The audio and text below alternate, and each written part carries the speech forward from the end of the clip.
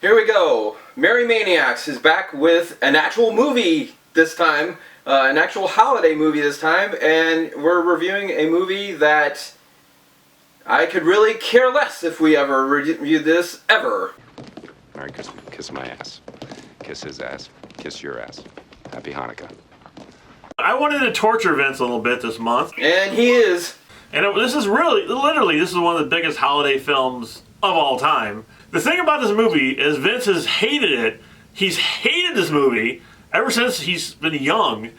And I've only ever seen it once, I think. I never went to the show to go see it. I think I rented it on VHS tape and watched it one time. And I was like, oh, okay. But Vince has despised this movie. I don't know why, really, because I don't think he's ever really told me why he hates it so much. So here we go. Here's Vince's rant and hate for this movie. When this movie was coming out, let's start there, I guess. When it was coming out back in, what, 1988, I think it is? 87, 88? Or no, it was in the 90s because Rocky V came out. All I ever heard about this film was, you gotta go see this movie. Oh, you gotta see this movie. Have you seen Home Alone yet? Have you seen Home Alone yet? You gotta go see the movie. Oh my god. Oh, give me a break! It's fantastic. He's nothing but a low-down, It's fantastic. double-dealing, It's fantastic. backstabbing, On and on and on and on and on and on and on. larcenous, perverted word. Well, let me stop here. No one's ever said that to me at all. No one ever walked up to me and said, you need to see this movie. You need to see it. No one has ever said that to me. You got to remember, this is the 90s. Okay, this is 1990. And I'm working at Ponderosa Steakhouse at the time. You know, the people I worked with, they would come up and ask, well, have you seen, Home Alone yet? No, I haven't seen it. Oh my god, you gotta see it. It's so funny. Hanging's too good for him. It's so funny. Oh, it's just freakishly funny. Burning's too good for him. It's just hilarious. It's just funny. He should be torn into little bitsy pieces So, all I ever heard from people was that you have to go see this movie. and buried alive. Having people come up and tell me about the movie was pretty often. I'll kill him. And then going home and seeing like Entertainment Tonight or like the review shows like Access Hollywood or even Siskel and Ebert and all that. Seeing all those, and they're rating this movie and it's, thumbs up and 10 stars and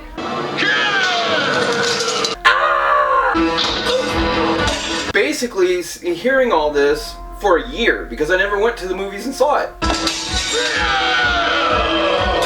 Then it came out on VHS, and I remember I was working and I think I had to stay late or something like that. So I called my mom to let her know, hey, I'm staying late. I'm not going to be home when I was supposed to be home. I got to cover for somebody. So she says, well, that's great. We're going to get a pizza. I guess what I rented? I was, what? This is back when Blockbuster was still around. So she was able to rent Home Alone. Take it easy. I'm sure we can talk this over. Okay. All right. We'll watch it. I've heard nothing but good things. Got the pizza. She ordered the pizza and everything. We put it in the VHS tape, and the both of us sat there and ate pizza and watching this movie and thinking, my God, we just wasted 2 hours of our lives watching this thing.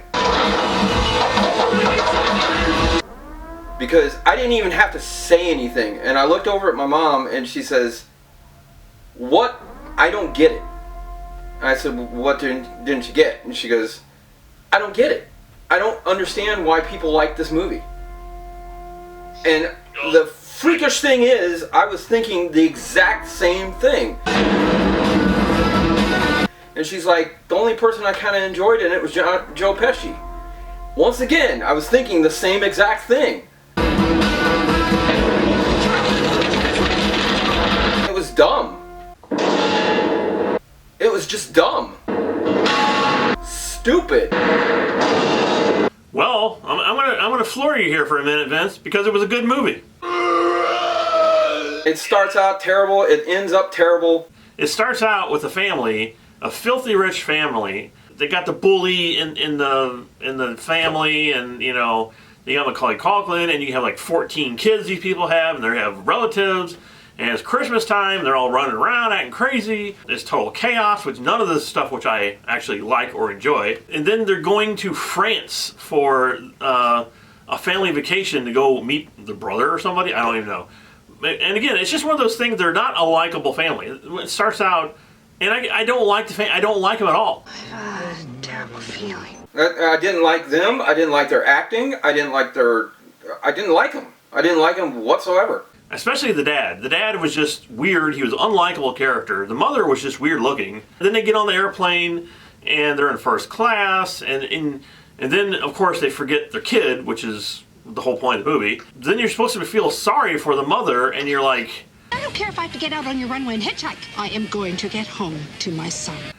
Okay, how can you feel sorry for a filthy rich family who has too many kids, who's always running around in chaos, who's taking a vacation in France, who goes on a plane, and they're in the first class, and then she's all, oh my God, we left my kid, I'm going to sit here in the airport until I get... And you're supposed to feel sorry for her, and you don't. You really don't feel sorry for this family.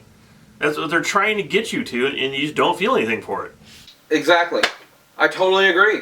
I don't feel sorry for him whatsoever. And it's not, it has nothing to do with the rich or anything like that. I just don't feel sorry for him because I don't feel anything for him because they're such crappy people and they're crappy actors, and I don't feel what I'm supposed to feel for them. The criminals show up, you know, Joe Pesci and I don't know what the other guy's name is. Daniel Stern. Right, they show up, and they're actual criminals. I mean, they're real criminals here. We know that you're in there. And these people are doing criminal activity, and which I thought was interesting to put these two characters like this in this sort of this supposedly comedy. And I mean, they're wanting to kill that kid. I mean, it's like they're wanting to break in there and physically kill Kevin. And if they had, that would have made this movie my all-time favorite of the holiday season ever. And one of my favorite story plot lines in the movie is the next door neighbor. And they thought he was like a serial killer murderer or something, because they thought he was like he killed people with a shovel or something. That I thought was great. Let me jump in here and say that yes, I agree with that. That was probably the best part of this film, was him. And this old guy is the same old guy. I can't remember his name. It escapes me. But he's the one that sold Christine to Arnie in John Carpenter's Christine. And he was also in Close Encounters of the Third Kind. He was the one that I saw a spaceship once, or UFO once, or something like that. Like the first half of it, I just didn't like. I didn't like the characters. I didn't like the people. I didn't like the fact that you're supposed to be feeling sorry for him. And then John Candy shows up, which was a great scene. Him and his polka people. I loved that whole sequence. I thought that was great. It was really funny. He did a great job in it. That was probably the one and only thing I did actually laugh at in the movie. And pretty much from that point to the ending, I enjoyed the movie. I mean, the first half I didn't like, and the second half I did like because it was slapstick. It was the Three Stooges. It was basically, a live action cartoon, basically what the Three Stooges do. They hit each other in the heads with objects for half an hour. I mean...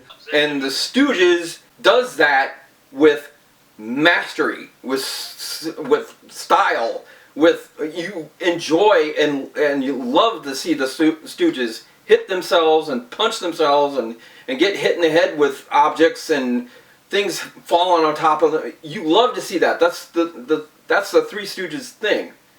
But when it happens in here, it's just boring. It's just boring. I didn't think so. Didn't think so at all. I actually laughed out loud in a couple of sequences. I did like when his head got caught on fire, when he had the blowtorch and he's walking around his head. I enjoyed that. I thought that was pretty funny. I liked the scene where they had the micro machines, which kids wouldn't even know what they are today. And they go, they fly. There's a lot of really good, funny slapstick stuff towards the end of this movie. Now, that said, like the Three Stooges, that if anything like this would actually happen to an actual physical person, they would die. They would be dead. Kevin would have killed these criminals 10 times over, which of course the Three Stooges would have killed themselves also. I understand it's really slapstick, but still, it's like, there's a lot of painful stuff going on in this movie. Like, he gets hit in the face with an iron. And it's like, wow. And then I don't know, there's a lot. It's kind of painful to watch him torture these criminals toward the end of the movie. Yeah, and I get that. Okay, that's what it's supposed to be. It's supposed to be the slapstick, and it's supposed to be funny, and it's just maybe it's the fact that, for one thing, I can't stand Macaulay Culkin. I really can't. I don't like him. I didn't like him from this film. I'm gonna kill that kid. I never did like the kid. And then there's Daniel Stern, which is the tall one of the wet bandits. I don't like him. I don't find him funny. I don't find him entertaining. I've never liked him. The only one I liked out of it was Joe Pesci.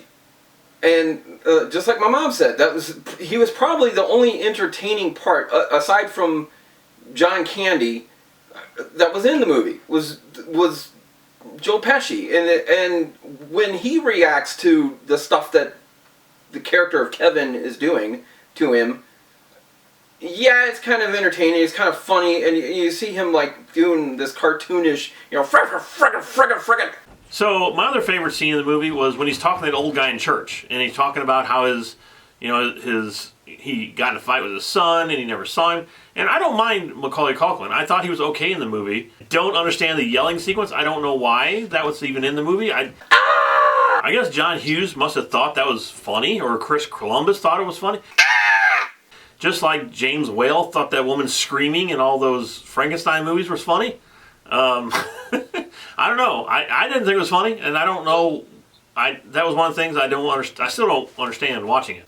It just, that's what he got known for, but he does it like 9 times in this thing. I mean, it just gets annoying. I mean, the first time he does it, you can kind of understand it because he's trying out aftershave, and he puts it on his face, and he stands there and goes, because it's burning.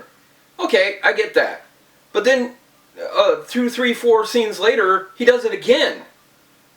And just repeats it again. It's like, what, you didn't get the hint the first time? And then, not only that, it was like every time he ran up toward the camera, that's exactly what he did, was scream. And there's a part where he screams at their van. I mean, it's just, he's screaming throughout the entire movie, and it's not entertaining. It's not funny. So I also really liked the ending of it when the old guy met his son and everything. I thought that brought a lot of the heart into the movie that was missing. Like I said, that whole sequence and that whole side story was great. I actually love that. I was going to say that if there is one scene in the entire film that I actually did enjoy, it is that church scene where he finally gets to sit down and talk to Kevin and tell him, what they say about me is not true. And he actually turns out to be the nice guy, the good guy. And I enjoyed that. And the whole reason I enjoyed that is because I could relate to that. Because here, this guy, something tragic happened to him a long time ago, and people made up this story about him.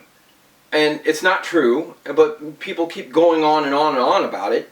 And every year it gets told, and it gets told worse than the last year, and here it had nothing to do with him, and that wasn't what happened at all. So it's basically, don't judge a book by its cover. That's what the message is. And I can totally relate to that. I've had that happen to me. So overall, as watching this movie for the second time ever, I'm going to give it a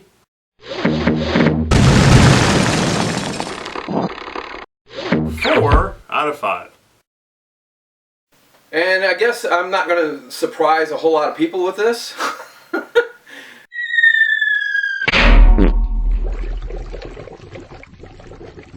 I liked it. I thought it was fun, and it was funny. I did laugh in it, and I think it had some good parts.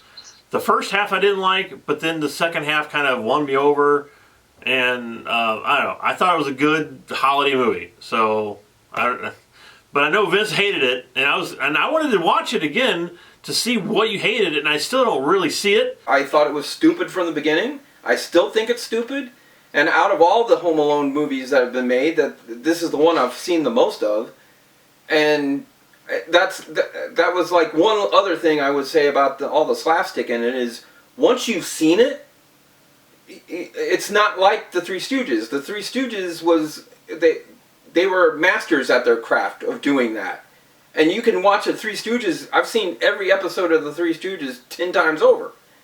And I always laugh at the Stooges because they knew how to do that. These people didn't know how to do that. And seeing it again, how many times you got to see the paint can hit Joe Pesci in the face?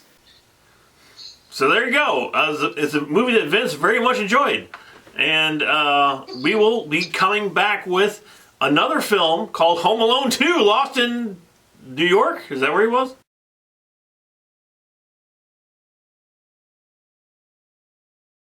Yeah.